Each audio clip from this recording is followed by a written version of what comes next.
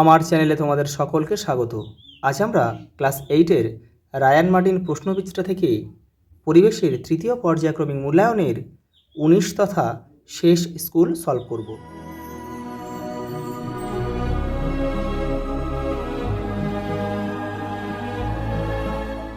দেখো, যখন কোনো বস্তুকে তরলে ডোবানো হয় তখন ওই তরল বস্তুটির উপর একটি ঊর্ধ্বমুখী বল প্রয়োগ করে। এই বলটাকে বলা হয় কি? প্লবতা। দুটি আয়নাকে এমনভাবে রাখা হলো যাতে তাদের মধ্যবর্তী কোণ হয় 60 ডিগ্রি। আয়না দুটির মাঝখানে একটি বস্তু রাখলে মোট প্রতিবিম্বের সংখ্যা কত হবে? 5টি।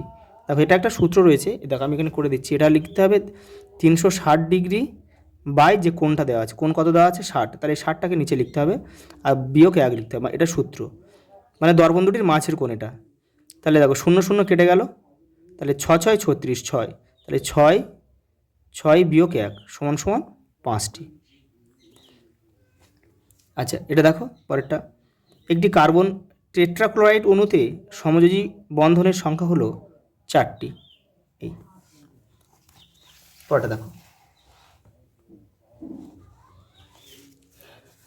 প্রদত্ত কোন অক্সাইডটি উহাধর্মী? এটা হবে কি?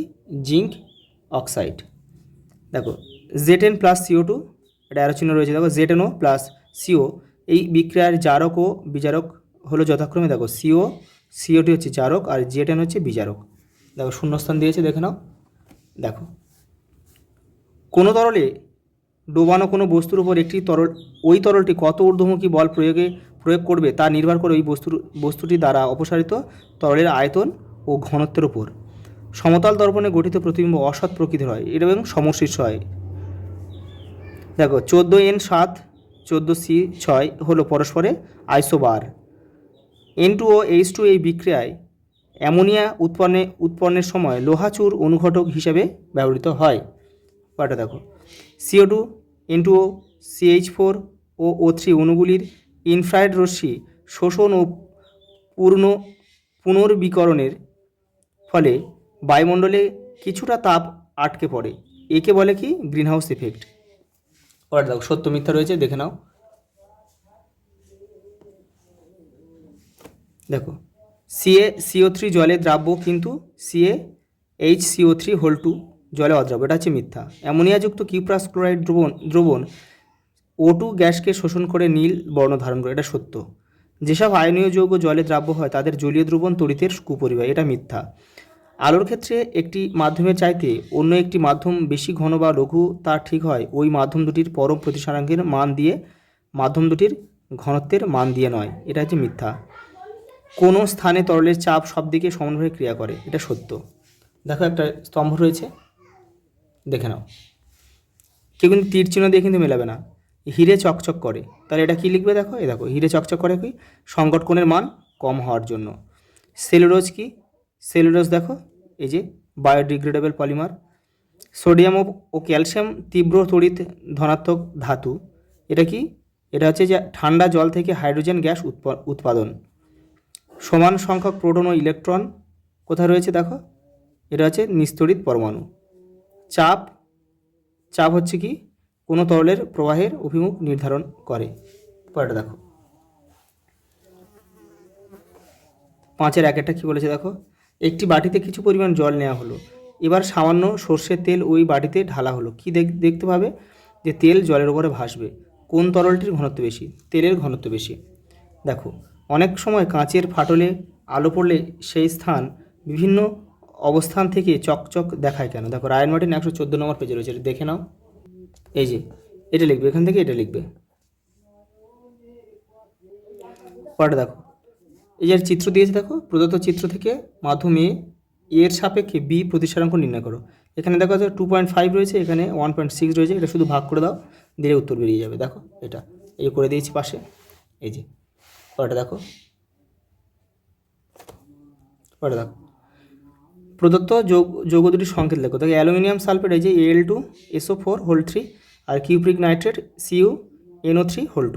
এটা অক্সিজেনকে একই সঙ্গে অ্যাসিড ও ক্ষার উৎপাদক বলা হয় কেন? দেখো রায়ান মার্টিন 270 নম্বর পেজ। দেখো এই দেখো অক্সিজেন একই সঙ্গে অ্যাসিড ও ক্ষারের উৎপাদক বলে কেন? এপারেও রয়েছে, কিন্তু এপারেও একটা উদাহরণ রয়েছে, রয়েছে।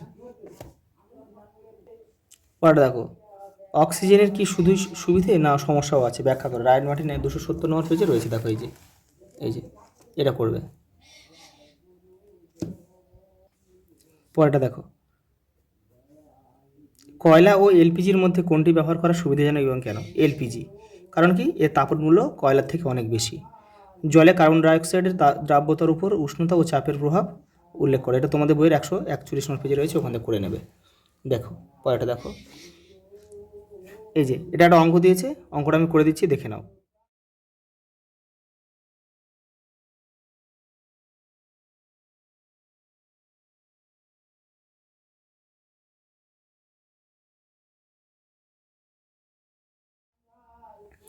পরেরটা দেখো, সমতল দর্পণ থেকে দেখো 60 সেমি দূরে একটি বস্তু রাখা আছে। দর্পণটিকে বস্তু থেকে 25 মিটার দূরে সরানো হলো। প্রতিবিম্বটি পূর্বের অবস্থান থেকে কত দূর সরে যাবে? এই 25টা ডবল হয়ে যাবে, তাহলে 50 সেমি দূরে চলে যাবে। মরীচিকা কাকে বলে? তোমাদের বইয়ের দেখো 52 নম্বর পেজে রয়েছে, ওখানে করে নেবে এটা। গ্রাফাইট ও হীরের বিভিন্ন ধর্মের তুলনা করো। দেখো গ্রাফাইট ও হীরের তোমাদের রায়ান মার্টিন দেখো 310 নম্বর পেজে রয়েছে, দেখে নাও। এই যে এখান থেকে তোমরা করবে। পরেরটা দেখো, পরীক্ষাগারে CO2 প্রস্তুতির সময় একে জলের উপর সংগ্রহ করা হয় না কেন? দেখে নাও রায়ান মার্টিন দেখো 304 নম্বর পেজে রয়েছে, দেখো এই যে এটা তোমরা করতে হবে এখান থেকে এই পর্যন্ত। ও একটা প্রশ্ন বাদ গেছে এখানে, দেখো বায়োগ্যাসের একটি মূল উপাদান কি? Methane, CH4। দেখো লাইফ সায়েন্সটা দেখে নাও। প্রোটিন সংশ্লেষে সাহায্যকারী অঙ্গাণুটির নাম কি আছে? রাইবোজোম। আমেরিকার মরু অঞ্চলে রেড ইন্ডিয়ানরা যে পাথরের বাড়িতে বাস করে তার নাম হচ্ছে ফুয়েবালা। জাফরান হলো ফুলের অংশ। পোষকের মৃত্যু ঘটে পরজীবিতায়। কোন কোন গ্রন্থি ক্ষুদ্রান্ত ও প্লীহার মাঝখানে অবস্থিত? অগ্নাশয়। দেখো সত্য মিথ্যা দেখো। দেখো বাষ্পমোচন বৃদ্ধির উদ্দেশ্যে ক্যাকটাস গাছগুলিতে কোষপ্রাচীরের অভ্যন্তরে মিউসিলেজ বর্তমান, এটা কিন্তু মিথ্যা।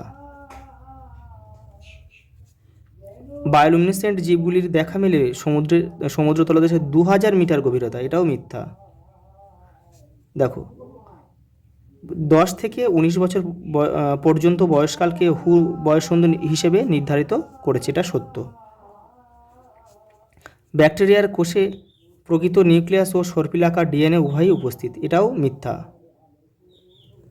ব্যাকটেরিয়া, ভাইরাস ও ছত্রাকের সংক্রমণ রুখতে পারে অ্যান্টিবায়োটিক, এটা মিথ্যা।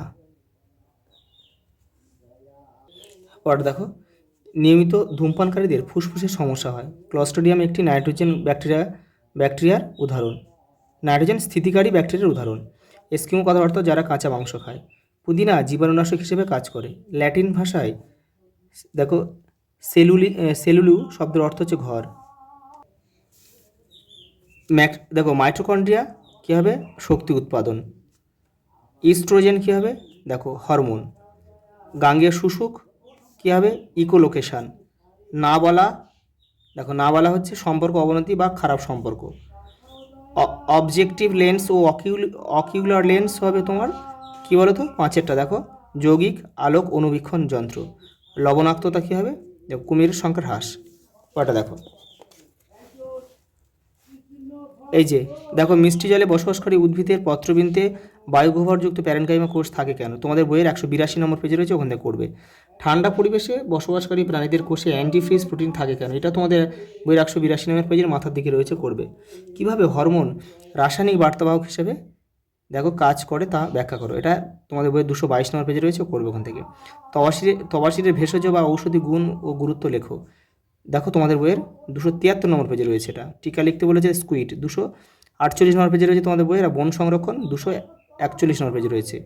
অণুজীবের 3টে বৈশিষ্ট্য তোমাদের বইয়ের 185 নম্বর পেজে রয়েছে, দেখো।